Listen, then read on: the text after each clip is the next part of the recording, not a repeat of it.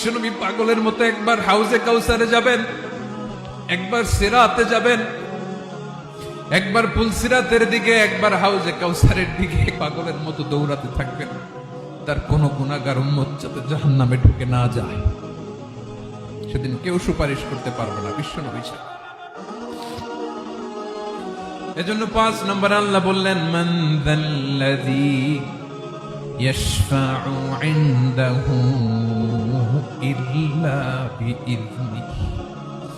কার সাহস আছে, কার এত বড় বুকের পাটা কিয়ামতের কঠিন দিন আল্লাহর সামনে দাঁড়িয়ে সুপারিশ করবে?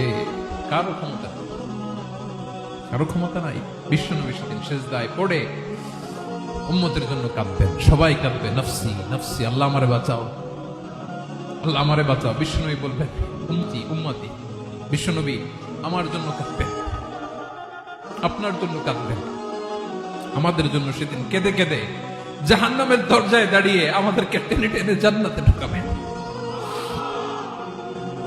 এজন্য এই বিশ্বনবীর ভালোবাসা যেন আমাদের হৃদয়ে ভরপুর থাকে। আমার ভাইয়েরা, প্রতি শুক্রবার বিশ্বনবীর উপরে বেশি বেশি যেন আমরা দুরূদ পড়ি। আমরা যখন বিশ্বনবীর সালাম দেই, দুরূদ পড়ি,